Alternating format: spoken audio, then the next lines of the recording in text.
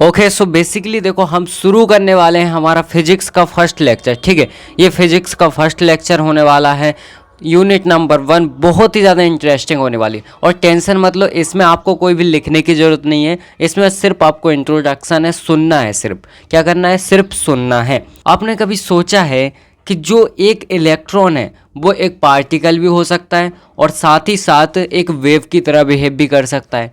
क्या आपके माइंड में ऐसा ख्याल आया कभी? ऑब्वियसली नहीं आया होगा शायद, है ना, क्योंकि आपने पढ़ा ही नहीं होगा।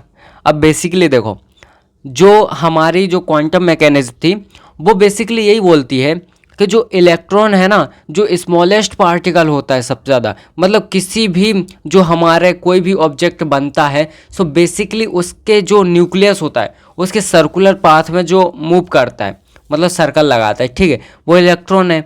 और जो इलेक्ट्रॉन है वो एज अ पार्टिकल भी होता है, एज अ वेव की तरह बिहेव भी करता है। अच्छा, कैसे? सो बेसिकली अब देखो, कोई सी भी चीज़ आती है अगर, तो हर एक साइंटिस्ट, मतलब जो जैसे रहते हैं ना कि फॉर एग्जांपल 10 साइंटिस्ट हैं, अब एक ने कोई सी थ्योरी निकाली, एक ने किसी भी चीज़ से रिलेटेड कोई बात की, तो अब 9 लोग बोलेंगे कि भाई प्रूफ क्या है आपके पास, आप ये बोल रहे हो तो उसका रीज़न क्या है, बेसिकली प्रूफ चाहिए हमें, तो है ना। तो ये होता है। तो अब इनने भी, जो अदर साइंटिस्ट थे, उन्हें ही बोला भाई प्रूफ दो, प्रूफ क्या है आपके पास। तब क्या हुआ, हमारे एक साइंटिस्ट थे जिनका नाम था श्रोडिंगर। अब इनने क्या किया, बेसिकली इनने अपनी एक मैथमेटिकल एक डेरिवेशन डिराइव किया, है ना। सो वो डेरिवेशन क्या दिखाता था, वो बेसिकली दिखाता था कि जो हमारा इलेक्ट्रॉन है, जो स्मॉलेस्ट पार्टिकल है, ठीक है, वो एज अ पार्टिकल भी है और एक वेव की तरह बिहेव भी कर रहा है। ये सिंपल सी चीज़ उनका इक्वेशन, जो डेरिवेशन मैथमेटिकल था, वो डिराइव करता था।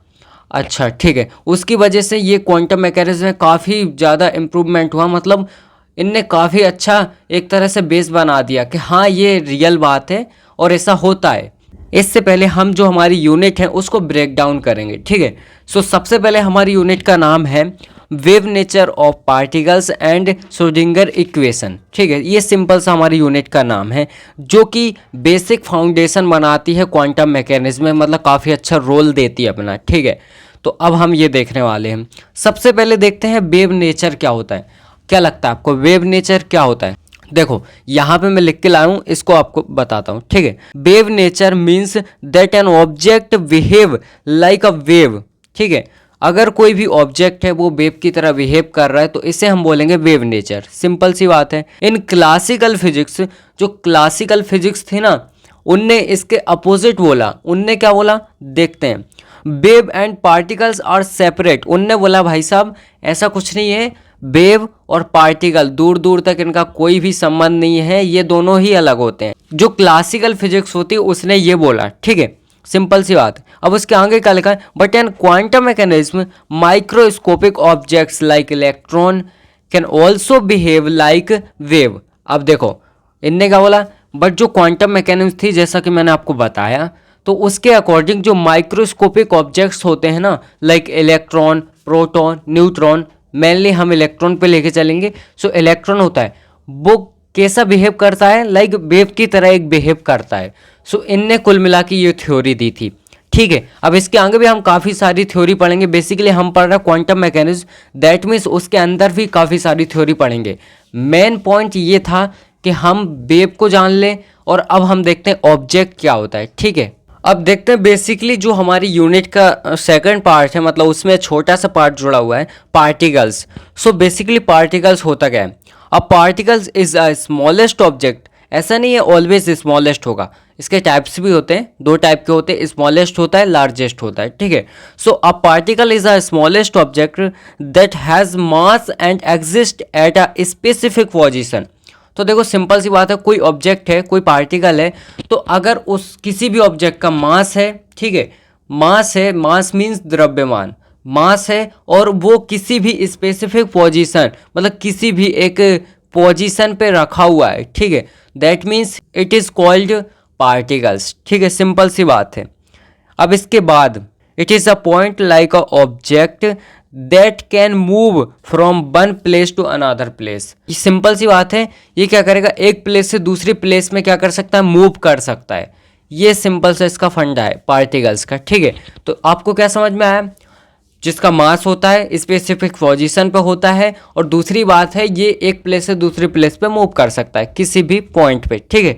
तो इस टाइप से हमारा पार्टिकल हो जाएगा, ठीक है। अब देखते हैं टाइप्स ऑफ द पार्टिकल। तो जैसा कि मैंने आपको बताया 2 टाइप के होते हैं, एक होता है लार्जेस्ट पार्टिकल, एक होता है स्मॉलेस्ट पार्टिकल।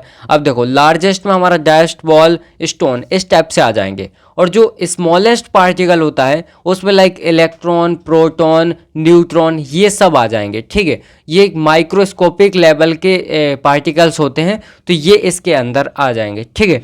अब देखो मैंने क्या बोला था आपसे, क्वांटम मैकेनिज्म का एक इम्पोर्टेंट फाउंडेशन है ये, ठीक है। तो ये हमने इसको कवर किया। अब देखते हैं जो यूनिट में नाम लिखा हुआ है लाइक श्रोडिंगर इक्वेशन, ये क्या होती है बेसिकली। अब देखो जैसे कि मैंने आपको बताया था, बेसिकली ये साइंटिस्ट का नाम है श्रोडिंगर, ठीक है। तो इनने एक मैथमेटिकल इक्वेशन डिराइव की जो बताती थी कि कोई सा भी हमारा इलेक्ट्रॉन है, जो माइक्रोस्कोपिक लेवल का जो इलेक्ट्रॉन होता है या कोई सा भी पार्टिकल्स होता है, ठीक है, तो वो ऐसा पार्टिकल ऑब्जेक्ट की तरह बिहेव कर रहा है, और दूसरी बात है वेव की तरह भी बिहेव करेगा, ठीक है। अब देखो इसमें सबसे पहले जो क्वांटम मैकेनिज्म थी, तो उसमें सबसे मेन रोल रहा है जैसे हमारे लाइक डी ब्रॉगली हाइपोथेसिस और ये मैन श्रोडिंगर इक्वेशन, 2 साइंटिस्ट थे जो हमारे ये, तो इनने काफ़ी अच्छी भूमिका अपनी निभाई है इसमें, ठीक है। अब देखते हैं लाइक यहाँ पे जो श्रोडिंगर इक्वेशन है उसमें क्या लिखा हुआ है, ठीक है। The Schrodinger equation is an mathematical rule in quantum mechanism that explain how small particles like electron behave. It describe the wave function. So basically ये वेव फंक्शन इस टाइप से होता है, ठीक है। अब इसी की हेल्प से हम क्या करेंगे, इक्वेशन ड्राइव करेंगे, और इसने मैंने जो आपको बताया ऑलरेडी वही बात है, लाइक जो पार्टिकल होता है स्मॉलेस्ट वो किस तरीके से बिहेव करता है ये हमारी बताया इसने, ठीक है, श्रोडिंगर इक्वेशन ने, which tells us the probability of finding a particles at a particular location. किसी भी पार्टिकल को किसी पर्टिकुलर लोकेशन पे मतलब होने की प्रोबेबिलिटी भी बताती है, समझ रहे हो। मतलब कोई भी पार्टिकल किसी पर्टिकुलर लोकेशन पे है, उसके बाद कहीं और जा रहा है, तो उसकी क्या प्रोबेबिलिटी है, दैट मीन्स इन हिंदी उसकी क्या प्रायिकता है, समझ रहे हो। प्रायिकता का मतलब है एक किसी भी लोकेशन पे कोई भी पार्टिकल है तो उसके होने की क्या प्रायिकता है, क्या प्रोबेबिलिटी है, ये बताता है हमारा श्रोडिंगर इक्वेशन। सिंपल सी बात है। तो ये कुल मिला के इसका इंट्रोडक्शन था, इतना ही काफ़ी है आपके लिए, क्योंकि ये इसमें तो एग्ज़ाम से आने नहीं वाला, बट थोड़ा सा इंटरेस्ट आ जाए और हमारा बेस बन जाए उसके लिए हम मेन ये कर रहे थे, ठीक है। तो ये हमारा कंप्लीट हुआ। अब इसके बाद इसका लेक्चर 1 आएगा, और 5-6 लगभग लेक्चर, मतलब हाँ लगभग 1 हफ्ते अगर रेगुलर वीडियो आए तो ये ख़त्म हो जाएगा। चलो मिलते हैं हम नेक्स्ट वीडियो में, और अपना एक सजेशन दे के जाना कमेंट में, ठीक है।